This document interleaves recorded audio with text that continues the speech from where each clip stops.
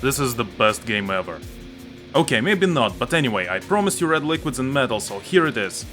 Naturally, if you can't stand pixelated gore or have no taste in music, now is the time to turn the video off. We're good? Alright. Today we'll look at Slain Back from Hell, developed by Witchbrew Studios, who have since changed their name to Still Mantis. Just like with Odalus before it, I found this game by a complete accident. I took a look at the trailer and thought, hey, that's pretty metal, and grabbed it for like 50 rubles. Money well spent. Let's get to it. The game starts in a tomb where the spears have come to raise the hero from his slumber contrary to his wishes. The land isn't going to save itself, so the spears give him a sword and send him on his way where he enters the Blood Grounds. Yeah, there's definitely blood. The protagonist is greeted by the main villain, and after a short exchange of words, it's time to take control of our brutal hero. The first stage serves as a tutorial, and the first thing it teaches you is attacking, which you do by performing a short combo with your sword. Next, you will be taught how to block, and there's a small quirk to it. As you hold down the block button, the enemy attacks still deal cheap damage, and each consecutive hit will hurt more and more, so you are heavily discouraged from sitting there and blocking enemy attacks. For dodging, you have a backdash like in the more recent Castlevania games. It's pretty fast, but doesn't have any invincibility and needs a moment to recover before you can perform another one. So, unfortunately, you cannot spam it to move faster like Alucard. Your normal attacks aren't the only solution to dealing with your adversaries, as you also have access to magic. With a simple button press, you fire a simple magic projectile, and by holding the button, you can charge it up and cast a powerful magic blast that pierces multiple enemies. When your mana gauge is full, you can kneel down and hold down the magic button to unleash a powerful explosion that pushes the enemies away and deals a lot of damage, usually enough to kill all the small fry instantly. Be mindful of your mana though, because it does not recover passively. There are multiple ways of replenishing your magic power. The obvious one is to find this angel that restores it completely.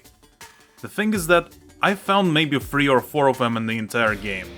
Therefore, you'll have to engage in some more active methods to recover your mana, all of which involve your sword.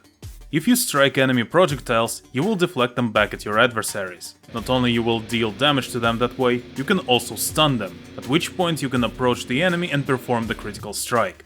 Alternatively, you can also stun enemies by parrying their melee attacks, which requires pressing the block button at the right moment.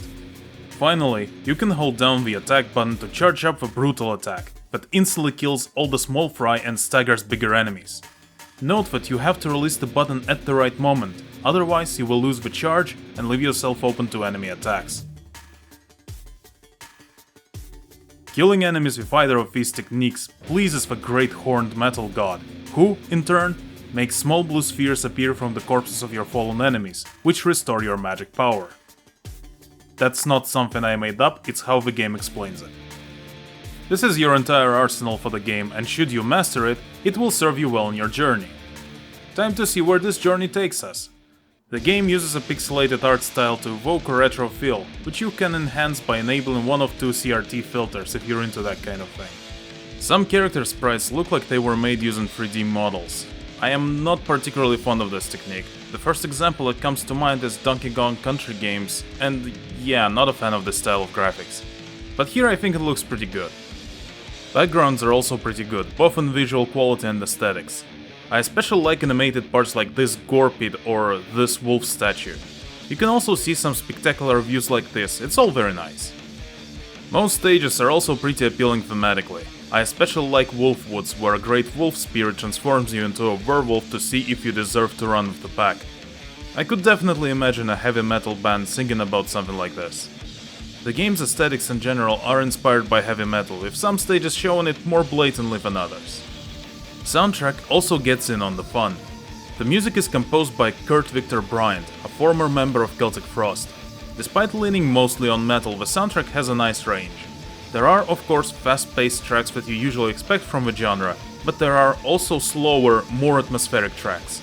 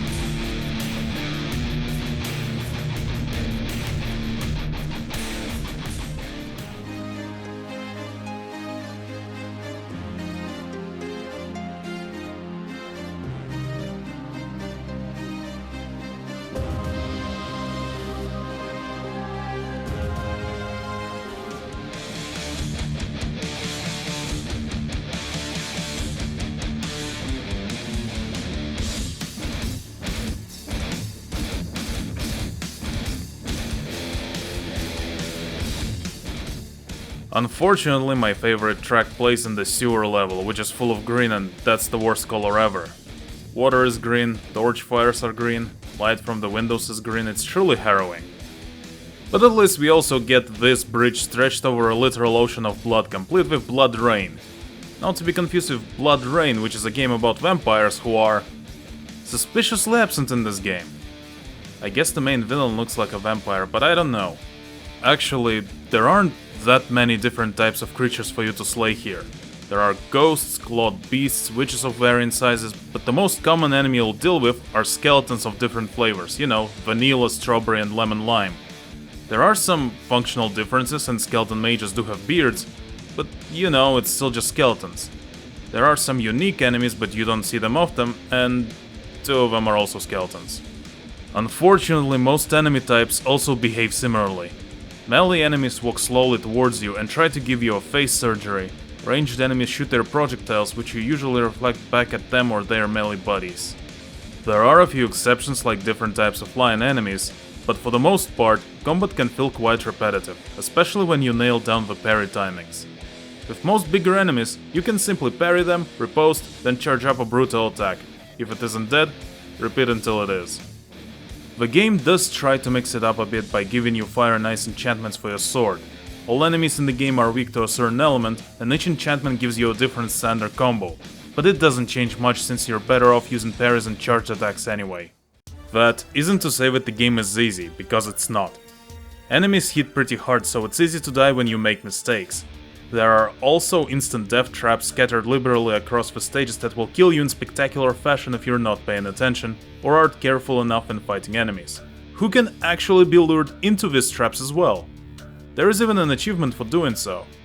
You will also encounter ambushes where the enemies approach from both sides, and that can be rather difficult to deal with on the fly.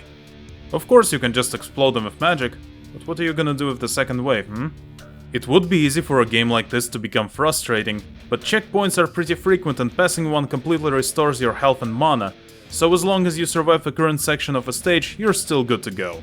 If I had to compare this game to something in terms of difficulty, I'd say it's closest to the original Castlevania. Beyond the first stage, it can be rather hard when you're just getting acquainted with the stage and there are plenty of deaths to be expected. But once you know the stage layout, enemy placements, attack and parry timings and such, the game becomes much easier to the point where you'll be able to breeze through it without much trouble. Another similarity Slane has with the original Castlevania is exploration, or rather, almost complete lack of it. The stages are entirely linear and most you'll get are these small side rooms where you have to kill some enemies for a piece of a talisman that will make the final boss fight easier.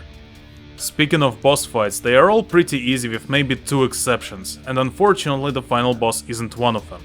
He has 3 phases, but they are all easy, and even if you die, they put checkpoints between the phases, which is one of the cardinal sins of game design in my opinion. Now, I realize that I'm not painting the prettiest of pictures here with repetitive combat, non-existent exploration and easy bosses, but the thing is, I never actually thought about these things until I sat down to write this.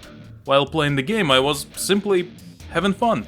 The controls feel great, there is zero lag between button presses and main character's actions.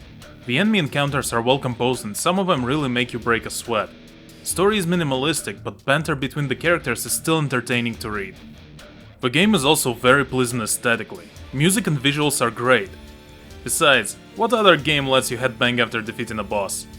So yeah, sometimes well-designed core gameplay and great aesthetics are enough to beat the repetitiveness and other issues. Notably, the game technically came out twice. The first time it came out as simply Slane and apparently it was pretty bad. Challenge was unfair, controls were unresponsive, and the main hero had even smaller arsenal of abilities. I didn't get to try it, so I only judge from what I saw in other people's reviews, but the consensus seems to be that the original version wasn't good. So the developers did the smart thing and put the game back in the oven to let it cook some more, resulting in a current Slane back from hell. This is a very good example of developers learning from their mistakes and releasing a better game as a result. I wish more people were this dedicated to their work.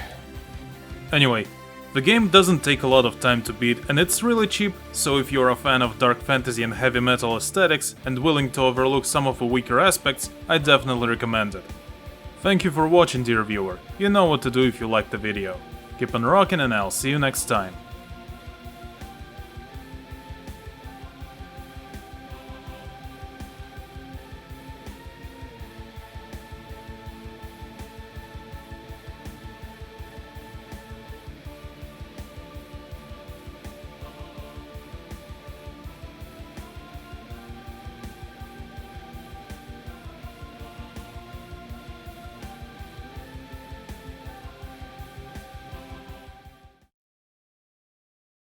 Only 3% of players who bought the game on Steam headbanged after beating every boss. What is wrong with people?